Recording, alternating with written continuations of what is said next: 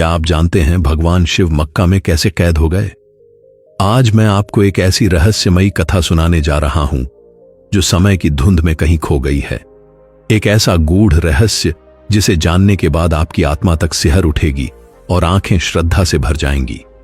यह कथा है स्वयं महाकाल महेश्वर की, उस शिव की जो आज भी मक्का की पवित्र भूमि में विराजमान है, परंतु कैद हैं। यह कोई सामान्य कथा नहीं, बल्कि हमारी सनातन विरासत का एक ऐसा पन्ना है जिसे समय ने छिपा लिया, पर आज हम उसे आपके समक्ष उजागर करेंगे। नमस्कार प्यारे दर्शकों, एक बार फिर से स्वागत करता हूं आप सभी का आपके अपने चैनल वास्तु BYP डुअल में। आज हम आपके लिए लेकर आए हैं एक अत्यंत रहस्यमयी और प्रेरणादायक कथा, एक ऐसी कहानी जो न केवल आपके ज्ञान को विस्तार देगी बल्कि आपके हृदय को भी छू जाएगी। लेकिन कथा शुरू करने से पहले एक छोटा सा निवेदन है। शास्त्रों में कहा गया है कि अधूरी छोड़ी गई कथा दुख और पाप का कारण बनती है, अतः कृपया इसे अंत तक अवश्य सुनें। और यदि आप भी अपनी मां से सच्चा प्रेम करते हैं तो इस वीडियो को लाइक करें, हमारे चैनल को सब्सक्राइब करें और कमेंट बॉक्स में मान लिखकर अपना प्रेम प्रकट करें। तो आइए आरंभ करते हैं आज की रहस्य और भक्ति से परिपूर्ण कथा। बात उन दिनों की है जब यह धरती आज जैसी नहीं थी। त्रेता युग की स्वर्णिम धूप जब संपूर्ण संसार पर धर्म का प्रकाश फैला रही थी। उस समय पूरी पृथ्वी एक ही संस्कृति से जुड़ी थी, एक जैसी भावना, एक जैसी आस्था। और अरब की भूमि उस समय मरुस्थल नहीं बल्कि एक सुंदर हरी भरी भूमि थी। वहां हरियाली थी, नदियां बहती थीं और जीवन में शांति और अध्यात्म की प्रधानता थी। इस शांत भूमि के हृदय में एक दिव्य मंदिर स्थित था, मक्केश्वर महादेव का मंदिर। हां, वही मक्का जहां आज लाखों श्रद्धालु तीर्थ करने जाते हैं। लेकिन बहुत कम लोग जानते हैं कि इस स्थान का प्राचीन और वास्तविक नाम मक्केश्वर था। यह नाम संस्कृत से आया है, मोक्ष और ईश्वर का मिलन, अर्थात मोक्ष देने वाले भगवान। इस पवित्र भूमि को स्वयं भगवान शिव ने चुना था। जब सृष्टि की रचना प्रारंभ हो रही थी, तब उन्होंने इस स्थान को तपस्थली बनाया और एक दिव्य शिवलिंग की स्थापना की। यह कोई सामान्य शिवलिंग नहीं था, यह स्वयंभू था, प्रकट हुआ था। उस शिवलिंग की आभा अवर्णनीय थी। वह श्वेत संगमरमर जैसा प्रतीत होता, लेकिन उसमें से प्रकाश निकलता था, एक दिव्य चंद्रमा सा उज्ज्वल प्रकाश। रात्रि में जब पूरा नगर सोया होता, तब भी वह शिवलिंग अपनी दिव्यता से पूरे क्षेत्र को प्रकाशित कर देता था। और जब भोर होती, सूर्य की पहली किरण उस शिवलिंग पर पड़ती तो ऐसा लगता मानो स्वयं महाकाल अपने तेज से ब्रह्मांड को आशीर्वाद दे रहे हों। यह दृश्य इतना मनोहारी होता कि जन जन का हृदय पुलकित हो उठता। मक्केश्वर महादेव मंदिर की कीर्ति तीनों लोकों में गूंजती थी। देवता, गंधर्व, किन्नर सभी इस स्थान पर दर्शन हेतु आते थे। यह केवल मनुष्यों का तीर्थ नहीं था, बल्कि देवताओं की आराधना स्थली थी। इंद्रदेव तक जब कोई महत्वपूर्ण निर्णय लेते तो पहले मक्केश्वर महादेव के समक्ष आकर प्रार्थना करते थे। ब्रह्मा जी भी जब सृष्टि की रचना में किसी संशय में पड़ते तो वे सीधे मक्केश्वर महादेव की शरण में आते, महाकाल के चरणों में बैठकर समाधान पाते। और माता पार्वती, आह, कैसे भूल सकता हूं वह दिव्य दृश्य। हर पूर्णिमा की रात्रि में आदि शक्ति स्वयं वहां आती थीं। उनके चरणों की मधुर ध्वनि जब मंदिर परिसर में गूंजती तो पूरा मक्केश्वर नगर जैसे संगीत में डूब जाता। वे चांदी जैसे उजले वस्त्र पहनती, माथे पर चंदन का तिलक, हाथों में रुद्राक्ष की माला लिए। माता पार्वती शिव जी की शांत परिक्रमा करती और पूरा मंदिर दिव्यता से भर उठता। वो दृश्य किसी स्वप्न जैसा प्रतीत होता था। उस समय अरब की भूमि केवल रेगिस्तान नहीं थी, वो शिव भक्तों की भूमि थी। वहां के लोग शिव को पूजते थे और उनकी भाषा में भी संस्कृत की मिठास घुली हुई थी। वे शिव को अल्लाह कहते थे, जो संस्कृत के अलख शब्द से बना था। अलख निरंजन यानी जो दिखाई ना दे लेकिन सर्वत्र विद्यमान हो। वे दिन में 5 बार पूजा करते थे, सूर्योदय पर, दोपहर में, सूर्यास्त के समय, रात में और फिर आधी रात को। यही परंपरा आज भी कहीं न कहीं किसी और रूप में जीवित है। वहां की स्त्रियां माथे पर तिलक लगाती, गले में रुद्राक्ष पहनती, पुरुष जटा रखते, भस्म लगाते और हर दिन मक्केश्वर महादेव के दर्शन करते। क्या सुंदर युग था वो। धर्म, अर्थ, काम और मोक्ष चारों पुरुषार्थ संतुलन में थे। कहीं कोई वैमनस्य नहीं, कोई हिंसा नहीं, सब एक दूसरे के सुख में सुखी होते थे। सभी एक ही परमात्मा की संतान समझते थे खुद को। लेकिन समय का पहिया तो सदैव घूमता है। त्रेता के बाद द्वापर और फिर धीरे धीरे कलयुग का आगमन हुआ। जैसे जैसे धर्म का प्रकाश मध्यम पड़ा, वैसे वैसे अज्ञान का अंधेरा गहराता गया। मक्केश्वर नगर भी इस बदलाव से अछूता नहीं रहा। लोग बाहरी दिखावे में फंस गए। भक्ति की जगह क्रियाएं रह गईं। प्रेम की जगह परंपरा ने ले ली। भावनाएं शुष्क होने लगी। और फिर आई वो भयावह रात, कलियुग की सबसे काली अमावस्या, जिस रात एक षड्यंत्र रचा गया। कुछ स्वार्थी, अज्ञानी और शक्ति लोलुप लोगों के मन में एक विकृत विचार जन्मा। उन्होंने सोचा, अगर हम इस शिवलिंग को छिपा दें तो इसकी सारी दिव्यता सिर्फ हमारी हो जाएगी। ओह, मानव की यह मूर्खता अनगिनत बार इतिहास में दोहराई गई है। क्या वे नहीं जानते थे शिव को कैद नहीं किया जा सकता? महाकाल तो अनंत हैं, सर्वव्यापी हैं, जिन्हें कोई सीमा, कोई दीवार बांध नहीं सकती। लेकिन अज्ञान हमेशा सत्य के सम्मुख अंधा होता है। अब सुनिए उस भयावह रात्रि की सच्ची कथा, जिसे सुनकर आज भी रूह कांप उठती है। वह अमावस्या की रात थी। आकाश में तारे मानो डर के मारे छुप गए थे। हवा तक अपनी गति रोक चुकी थी। संपूर्ण प्रकृति जैसे स्तब्ध हो गई थी। मक्केश्वर मंदिर में शिवलिंग अपनी दिव्य आभा से जगमगा रहा था। लेकिन उस रात कोई भक्त नहीं आया, क्योंकि कुछ दुष्ट लोगों ने एक योजनाबद्ध षड्यंत्र रचा था। वे रात के अंधेरे में मंदिर में चुपके से घुसे।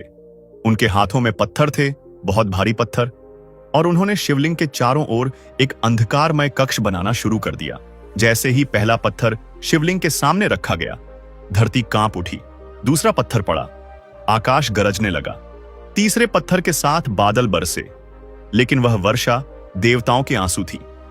ऊपर आकाश रो रहा था, नीचे पृथ्वी कांप रही थी। लेकिन वे अज्ञानी, स्वार्थी लोग इसे संयोग समझते रहे। उन्होंने सोचा, यह सब प्राकृतिक घटना है। वे अंधे भक्त अपने कार्य में लगे रहे, और अंततः जब उन्होंने शिवलिंग को पूरी तरह ढक दिया, तब कुछ ऐसा हुआ जिसे वे कभी समझ नहीं सके। आकाश से एक दिव्य गर्जना हुई, एक स्वर जो मानव नहीं था, जो अंतरात्मा को चीर देता था। आवाज आई, हे मूर्खों, जो पाप तुमने किया है उसका फल तुम्हें और तुम्हारी संतानों को भोगना पड़ेगा। मैं कहीं गया नहीं, बल्कि तुम ही मुझसे दूर हो गए हो। उस आवाज की गूंज से पूरा मक्केश्वर नगर थर्रा उठा। पर्वत कांपे, पेड़ झुक गए, पशु पक्षी स्तब्ध हो गए। लेकिन वे अज्ञान के अंधकार में डूबे लोग इसे भी अनसुना कर गए। अहंकार और मोह ने उनके कानों को बंद कर दिया था। उस रात्रि का दर्द कोई शब्दों में नहीं कह सकता। जब स्वयं महाकाल को उनके ही भक्तों ने पत्थरों के पीछे छुपा दिया, तो शिव मौन हो गए। लेकिन उनका मौन भी करुणा से भरा था। जब पहला आंसू भगवान शिव की आंखों से गिरा, वह पृथ्वी नहीं, पत्थर पर गिरा, और वह पत्थर काला पड़ गया। वो काला पत्थर आज भी वहीं मौजूद है, महाकाल के उस मौन दर्द की अमिट निशानी बनकर। यह कोई साधारण पत्थर नहीं, यह शिव की करुणा, पीड़ा और सहनशीलता का जीवित प्रतीक है। शिव जानते थे कि यह सब कलयुग का असर है। उन्हें झांक था कि उनके प्रिय भक्त अज्ञानवश ऐसा कर रहे हैं। उन्होंने न तो श्राप दिया, न ही रुष्ट हुए, बल्कि करुणा दिखाई। उन्होंने मन ही मन कहा, अगर मैं इन्हें छोड़कर चला गया तो ये अनाथ हो जाएंगे, ये भटक जाएंगे। नहीं, मैं यहीं रहूंगा, छुपकर लेकिन साथ रहूंगा। जब समय आएगा ये स्वयं मुझे पहचान लेंगे। और इसीलिए महाकाल आज भी मक्का की भूमि में विराजमान है। कैद नहीं है, वे प्रतीक्षा में हैं अपने बच्चों के लौट आने की। जब माता पार्वती को यह झांत हुआ कि उनके नाथ को उनके ही भक्तों ने पत्थरों में ढंक दिया है, तो उनका हृदय कांप उठा। आदि शक्ति रोने लगी। वे कहने लगी, हे स्वामी, आपने तो कहा था कि आपके भक्त आपसे प्रेम करते हैं, फिर यह क्या हुआ? क्यों छुपा दिया उन्होंने आपको? शिवजी ने शांत भाव से कहा, हे गौरी, यह कलयुग का प्रभाव है। ये वही भक्त हैं, लेकिन भ्रम में हैं। मैं इनसे दूर नहीं जाऊंगा, मैं प्रतीक्षा करूंगा। शिव का यह उत्तर गहरा था, लेकिन पार्वती का हृदय फिर भी शांत नहीं हुआ। आदि शक्ति का करुण रुदन थम नहीं रहा था। वे बोली, तो क्या अब मैं आपके दर्शन नहीं कर सकूंगी स्वामी? महादेव मुस्कुराए। उनका उत्तर उस संपूर्ण युग के लिए एक वचन बन गया। दर्शन तो तुम रोज करोगी प्रिय, लेकिन अब वह प्रकट रूप में नहीं बल्कि गुप्त रूप में होंगे। जब भी कोई सच्चे हृदय से मुझे पुकारेगा, मैं वहां प्रकट हो जाऊंगा। उस दिन के बाद से माता पार्वती भी गुप्त रूप में वहां आती रही, और आज भी जब कोई भक्त वहां सच्चे मन से प्रार्थना करता है, एक कंपन सी उठती है, एक उपस्थिति महसूस होती है, जैसे आदि शक्ति स्वयं वहीं हो। समय अपनी गति से चलता गया। जिन लोगों ने उस दिव्य शिवलिंग को छिपाया था, वे भी एक दिन मृत्यु को प्राप्त हो गए। उनके बाद आने वाली पीढ़ियों को यह बताया ही नहीं गया कि वहां वास्तव में क्या छिपा है। उन्हें केवल इतना बताया गया, यह एक पवित्र काला पत्थर है, इसे छूने से पुण्य मिलता है। लेकिन यह नहीं बताया गया कि वह काला पत्थर आखिर काला क्यों है, उसके भीतर कौन सी शक्ति है। कलियुग की गहराती छाया में लोगों की स्मृति भी मंद पड़ने लगी। वे भूल गए कि इस स्थान का नाम कभी मक्केश्वर था, महाकाल का घर। धीरे धीरे संस्कृत विलुप्त होती गई और उसकी जगह एक नई भाषा का जन्म हुआ। मक्केश्वर नाम सिकुड़ते सिकुड़ते मक्का बन गया। शब्द बदले, संस्कृति बदली, लेकिन कुछ परंपराएं आज भी वैसी ही बनी हुई हैं। आज भी वहां जाने वाले श्रद्धालु उसी प्रकार 7 बार परिक्रमा करते हैं जैसे प्राचीन शिव भक्त किया करते थे। वे उसी दिशा में प्रार्थना करते हैं जैसे हजारों वर्ष पूर्व महादेव के भक्त करते थे। और सबसे अद्भुत बात, जब वे उस काले पत्थर को छूते हैं तो उनके हृदय में एक अनकही शांति भर जाती है, वैसी ही शांति जो कभी महादेव के प्रत्यक्ष दर्शन से मिलती थी। वह काला पत्थर, जिसे आज हजरे अस्वद कहा जाता है, कोई साधारण पत्थर नहीं है। कहते हैं वह पत्थर वही है जिस पर शिवजी के करुणा भरे आंसू गिरे थे, और उन्हीं आंसुओं से वह पत्थर काला हो गया। आज भी वहां कुछ ऐसे संकेत मौजूद हैं जो यह प्रमाणित करते हैं कि यह स्थान शिव का है। वहां की परिक्रमा ठीक वैसे ही की जाती है जैसे प्राचीन शिव मंदिरों में होती है, 7 बार परिक्रमा। क्या यह सब केवल संयोग है या फिर यह संकेत हैं उस भूले हुए सत्य के, जिसे समय ने मिटाने की कोशिश की लेकिन मिटा ना सका? जब लाखों लोग वहां एकत्र होकर प्रार्थना करते हैं तो उनकी सामूहिक आवाज, वो कंपन, किसी AUM के गूंज जैसी प्रतीत होती है। सफेद वस्त्रों में ढंके शरीर, सिर झुकाकर की गई प्रार्थनाएं, यह सब उस शिव परंपरा की झलक देते हैं जो सदियों पूर्व वहां जीवित थी। कहते हैं जब गुरु नानक देव जी उस स्थान पर गए तो उन्होंने उस रहस्य को पहचान लिया। जब लोगों ने उनसे पूछा, आप किस दिशा में पैर कर रहे हैं, तो उन्होंने उत्तर दिया, परमात्मा हर दिशा में है, उसे किसी एक ओर बांधा नहीं जा सकता। यह उनका मौन संकेत था कि शिव आज भी वही हैं। केवल दृष्टि और भावना की गहराई चाहिए उन्हें पहचानने के लिए। आज जब विज्ञान ने चमत्कारों को तर्क से जांचना शुरू किया है, तब भी यह रहस्य अनसुलझा बना हुआ है। वैज्ञानिकों ने जब उस काले पत्थर की जांच की तो उन्हें यह झांत हुआ, यह पत्थर पृथ्वी से नहीं आया है। इसमें ऐसे तत्व पाए गए जो इस धरती पर सामान्य रूप से नहीं मिलते। यह कोई उल्कापिंड नहीं, यह दिव्य सत्ता का चिन्ह है। शिव के आंसुओं से बना वह पत्थर आज भी शिव की उपस्थिति और करुणा का प्रतीक है। शास्त्रों में कहा गया है कि जब सत्य का समय आएगा तब हर पर्दा हटेगा। कलयुग अपने अंतिम चरण में होगा और तभी भगवान शिव पुनः प्रकट होंगे। उस दिन जो सत्य हजारों वर्षों से छिपा हुआ है वह स्वयं को प्रकट करेगा। मक्का की भूमि, जहां आज लाखों श्रद्धालु इबादत करते हैं, वहां छिपा हुआ मक्केश्वर महादेव का शिवलिंग पुनः संसार के सामने आएगा। यह जानकर लोग चौंकेंगे नहीं, बल्कि भाव विभोर होकर समझेंगे कि वे सभी एक ही परम सत्ता की आराधना कर रहे थे। अलग अलग नाम, अलग अलग पूजा पद्धतियां थीं, लेकिन ईश्वर तो एक ही था। उस दिन कोई किसी से धर्म के नाम पर नहीं लड़ेगा, बल्कि प्रेम से गले मिलेगा। तब न कोई हिंदू होगा, न मुसलमान, न ईसाई, न सिख, सब केवल एक ईश्वर के भक्त होंगे।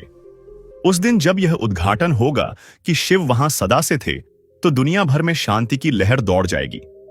धरती पर वह स्वर्गीय भाव आएगा जहां हर आत्मा एकता, प्रेम और करुणा से भर जाएगी। यह वही समय होगा जब धर्म को हथियार नहीं, बल्कि जोड़ने वाला सेतु माना जाएगा। भगवान शिव वहां आज भी मौन होकर खड़े हैं, और सबको प्रेम पूर्वक देख रहे हैं। वे कह रहे हैं, मैं तो तुम्हारे ही लिए यहां हूं। तुमने मुझे किसी नाम से पुकारा, मैंने सुन लिया। तुमने मुझे अलग अलग मंदिरों, मस्जिदों, गिरजाघरों में खोजा, मैं वहां भी मिल गया। मैं कभी तुमसे नाराज नहीं हुआ, क्योंकि मैं जानता हूं यह भ्रम तुम्हारे युग का हिस्सा था। लेकिन अब समय है कि तुम सत्य को देखो। अब समय है कि प्रेम और एकता के मार्ग पर लौटो। शिव कोई धर्म विशेष के नहीं हैं, वे पूरे ब्रह्मांड के हैं। जो लोग आज भी शिव की भक्ति करते हैं, उनके लिए यह कहानी एक दर्पण है जो दिखाती है कि भगवान किसी एक स्थान या जाति तक सीमित नहीं हैं। वे सर्वत्र व्याप्त हैं, चाहे आप उन्हें केदारनाथ में खोजें या मक्का में। उनका अस्तित्व अटूट है, उनकी शक्ति सीमाओं से परे है और उनका हृदय इतना विशाल है कि वे सबको समेट लेते हैं, भक्त हो या भटके हुए। अगर वे चाहते तो क्रोधित होकर सृष्टि का संतुलन बिगाड़ सकते थे, परंतु शिव ने प्रेम को चुना, क्षमा को चुना। उन्होंने कलयुग की भूलों को समझा, परंतु दंड नहीं दिया। वे आज भी प्रेम से प्रतीक्षा कर रहे हैं कि कब उनके बच्चे जागें और उन्हें पहचानें।